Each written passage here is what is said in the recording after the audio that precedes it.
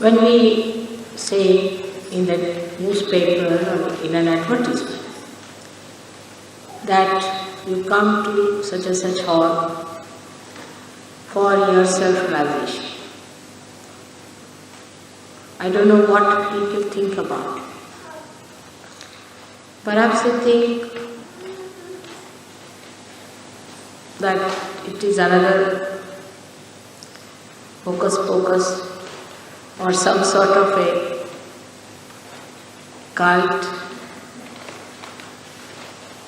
or some money-making proposition. But there are some who may not think that way, but they want to have their self-realization and they come in. But one must understand that the attitude we should have towards ourselves has to be really very earnest. To raise your Kundalini is not so difficult. And to give you so-called realization also not difficult, in the sense that you can feel the cool breeze of the Holy Ghost coming out of the Fontenay bone area, you can get your baptism. But I call it so-called because the journey later is the difficult thing. If the attitude is not earnest, then you just lose it in no time. So, where the people are very ego-oriented, I should say convex personalities there, it is even difficult to give realization to begin. And even if you give realization, to maintain it and to make them grow is even more difficult, much more difficult. Now sometimes Sahajogis ask me, Mother, how is it that in India you may give realization to thousands and they all stick on? While here, when you give realization to people, they just come and go away, are all wasted as described in the parable of Christ of the seed, that some seeds just were lost on the rocks. So why it happens here? I would not blame them, but I would say that they have had no knowledge what self-realization is, how difficult it is. If you read Patanjali's Yoga Shastra, you will be surprised how they were taught how to lead a good, righteous life after marriage.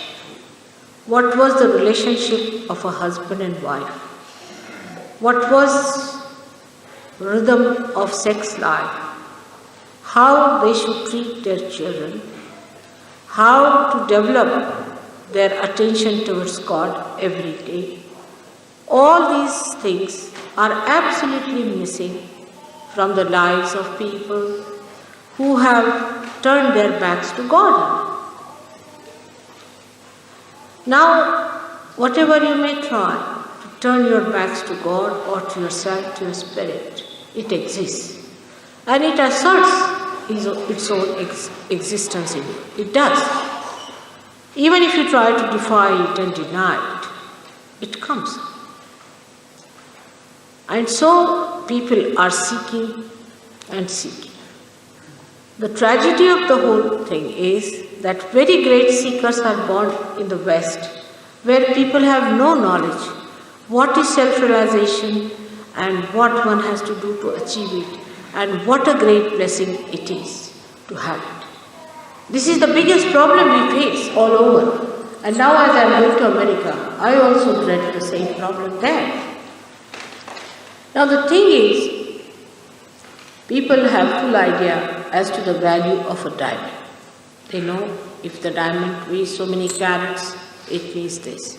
If it is flawless, it means this. If it is purest blue, then it means this. But they don't know the value of their spiritual life. They don't know what it is to be spiritual.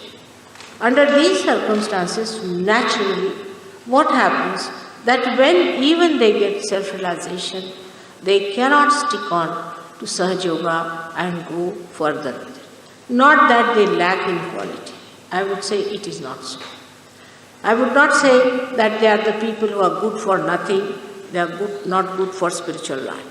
So all the Sahaja Yogis must have a very compassionate and understanding attitude towards them. That when they come to you, they have no knowledge of it. They are not trained that way. They are not taught that way. I wish the people in the countries where they have lost themselves in the material gains should again read some of these books into details and try to find out what kind of life human beings were supposed to lead and what kind of life we are leading now. Now the word there is Yama Niyama is a word in the Patanjali Yoga Shastra. Yama and Niyama. The Niyama are the rules for yourself. What rules you have to observe. And what rules you have to observe for others is Yama. How to deal with others. What should be your relationship to your wife, to your children, to other relations that are there. And how you must respect particular things. And to prepare yourself for self-realization, the ascent. All this balance has to be there if you have to ascend in life. Even to lead a proper, good life, you have to be like that. I tell you, if you go to India, you will find the country hasn't got any sanitation whatsoever. Hasn't got all the food that you have. Hasn't got any of your railways or any one of these your telephones as they are. When I go to India, I forget that there are telephones existing. They never exist for me there. Everything that is so dislocated, mismanaged, all kinds of funny things are there. Sometimes there's a drought, sometimes there is a flood, all these things are there. Despite that, people are existing only because they know how to lead a proper life, to adjust themselves to natural things. Now the new disease that has come up in America, AIDS, has really upset me very much. And I know that it was to come because today, according to predictions, it is not Kali Yuga anymore, it is Kruta Yuga. It is a time when things will happen. Kruta Yuga, when the spiritual powers will work. This is the time. It's already, you know that in our books it is written that the Kruta Yuga has started about 60 years back. And that is how it is. That now the spiritual powers are going to react. It's easy to say, what's wrong? Who is God? We don't believe in God. You will have to pay for it. If you go against the nature, you will have to pay for it. If you do things according to your own ego, you will have to pay for it. This is the time that has come. This is for our good. This is not for our bad. Because it has been told many a times not to do certain things. Of course, in the Western countries where Christianity is followed, is precisely told not to do this, not to do that. But then people say, why? I have said. The only difference is that in the East it is explained why not to do this, why not to do that. What happens? It has gone into the details of it. But I must say here also, people know that this is not to be done. But when you talk about these things, this is not to be done, they will brand you as Victorian, or they'll mock at you, laugh at you, make fun of you. But when they face all these things happening to you, then they don't know where to go, what to do, and how to face up to it. This is the time where the spiritual powers are going to work out. They are going to prove the existence of God. They are going to prove the existence of divine laws and their operation. They are going to prove all that is said in all the religions, their unity, their integration. Everything is going to prove now, today. Even if you say this many a times, many people will not pay any heed to it. They will say, oh, Mother is just brainwashing us. That's what people told me when I came first to England. That I said, this is not the life human beings should lead. Even for animals it is not suitable. How can you dare into these things and get involved into problems. Later on, it will be showing results. But nobody was willing to listen to me at that time, and everybody was angry with me. They said, this woman is matronly. There are certain words in English which are very condemning. Like, first one of them is Victorian. If you are Victorian, you are a god. Absolutely. That's branded on. Then you can't talk. But I would say even Victorian was better. Where there was some hypocrisy, I agree. Hypocrisy is a bad thing. But shamelessness is much worse. If you become shameless, the thing spreads like a fire. There is no protection. Hypocrisy is at least a little protection from the spreading of it. And everybody today thinks what's wrong in it. And when I came here, I had such a shock. I couldn't believe that human beings could go to that extent to ruin themselves. This is ruinous, absolutely ruinous.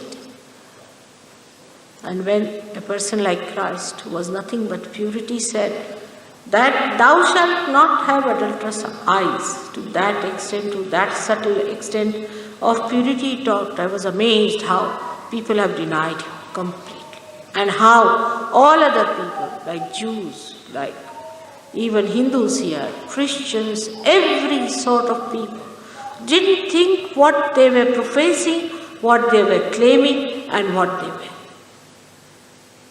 Today again, one by one, you will see more results of wrongdoings to yourself. This is because you have crossed all the limits of niyamas, how you should be to yourself. Everyone seems to be sick today, either mentally or physically. Why? Why are they mentally sick then? This is the physical side. The mental side is they can run into any sort of thing, like witchcraft, like spiritualism, like any guru who comes and talks about God, without finding out the credibility of it, without finding out what others have achieved by it. Not only that, but I have seen people after being harmed very much, who have been tortured by these gurus, who have been completely made beggars by these gurus, still profess, still fight for those gurus. As if they have lost all their freedom, all their independence to fight it back. The other day, one lady came to tell me that she went to a relation's place to stay with her. And the relation was so funny that she wouldn't even give them full food to eat. And in the house, there was limited food. And she would lock up everything. And they really starved themselves. And I knew her very well, so she telephoned to me. I said, you come along to my house, and just called her. And I was amazed. Why these things happened in the life of that woman? How could she do it? She had no conscience. Somebody starving next door to her. The reason was she was a drunkard. She used to drink a lot. Her husband used to drink. Now with the amount of money they earn, you cannot drink. It's a simple thing. Leave alone all the other side of it. And she was drinking, her husband was also drinking. And whatever money they have, they don't eat much, they just drink. And they're waiting for this woman to disappear.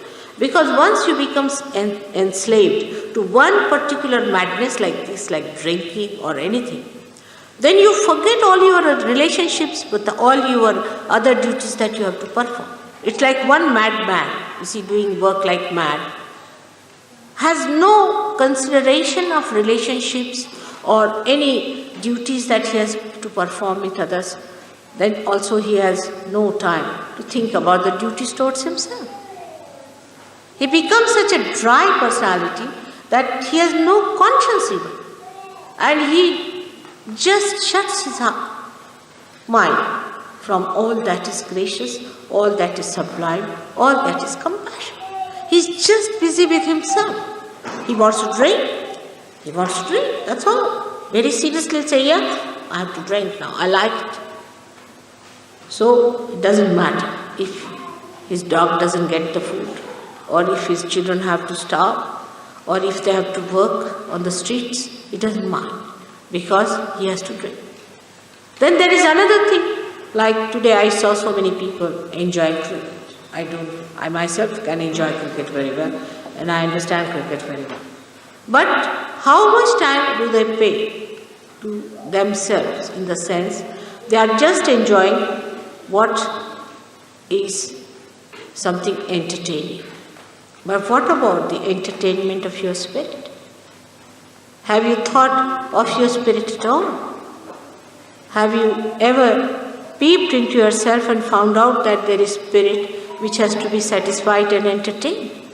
And once you entertain that spirit, you don't need any entertainment. If you have it, well and good. If you don't have it, well and good. That is the highest type of entertainment. That's the highest type of enjoyment. That's the highest life that one can ask. So all these things come to a level where what's wrong? What's wrong on this and what's wrong on that? So the nature is now going to show you what's wrong. Because intelligently you understand, rationally you understand, logically you understand it is wrong. But still there is somebody else who says, what's wrong? So now experiencing it, you understand. That's the only way left for nature to make you understand. Now experience it. Suffering. There is another way, is that you can experience your spirit. Also, is possible, only this Krita Yuga can do that you can experience the enjoyment of your spirit. Both things are there. When it does one thing, it does the other way also. It also gives you the experience of reality, the experience of truth, the life that is eternal. And that's what one has to look forward to. But enslavement has to be brought down to a proper shape, little bit. That also it does. I was amazed, some people who have been drunkards and alcoholics in Sahaja Yoga, they came, next day they left. It does that. Enslavement of any kind, of any habit, is detrimental to our growth in spirit. It is detrimental. But doesn't matter. If you have some habits that just drop out, as you have seen. Sahaja Yoga is such a kind, compassionate happening that it really makes you a different person who is a master of himself. No more enslaved. All this slavishness goes away. All this fear disappears. You become master of yourself. And in that mastery, you are the master of love, master of compassion, master of wisdom.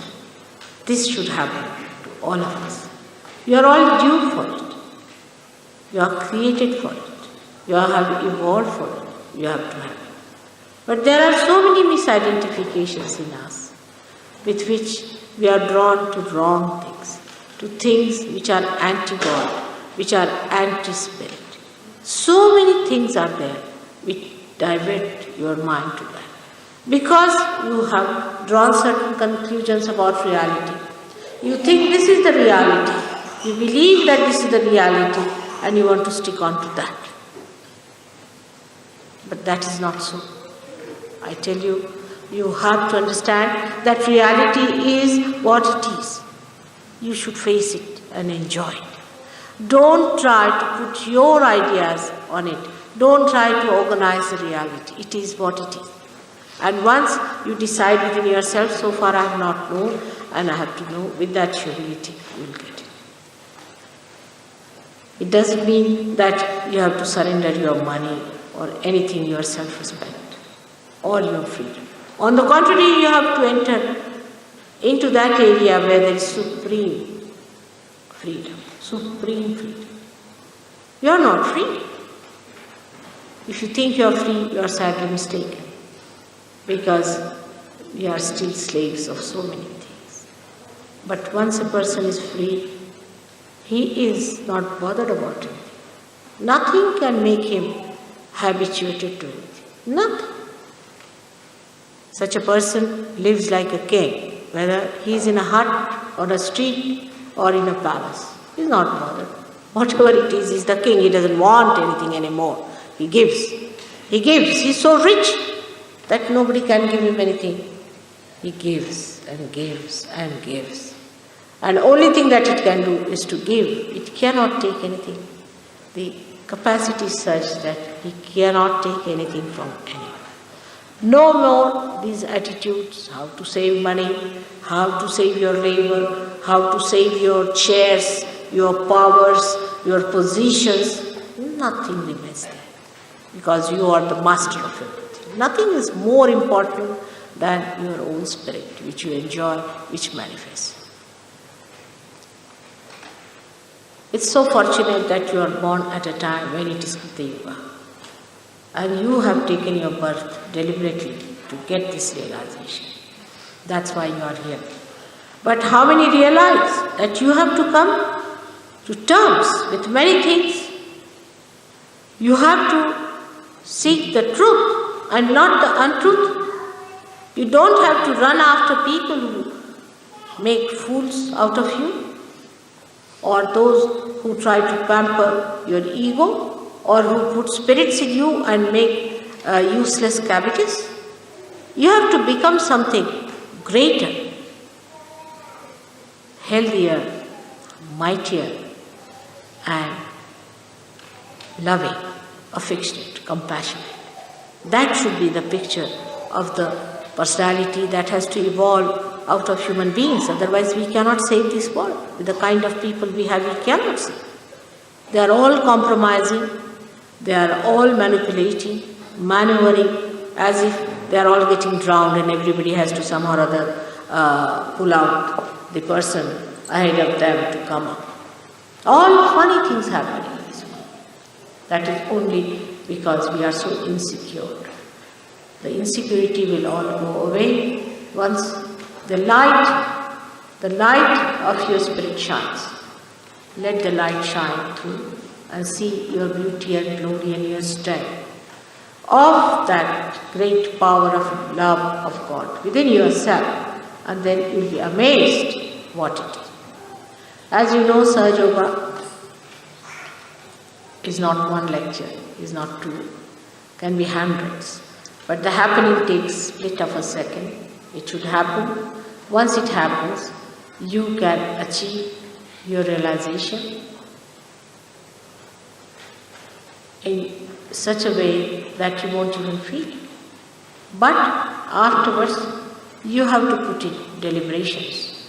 You have to look after yourself. You have to respect yourself and go ahead with it. There's no use arguing about it.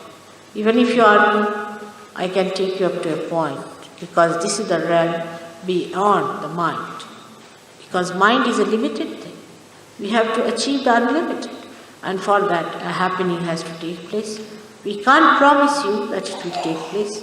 If it takes place, well and good. We can help you in a way to achieve it, but we cannot be sure that it will happen. So be in a receptive mood and be kind to yourself and achieve your realization. This is the last time I am speaking now in London. For quite some time I won't be here.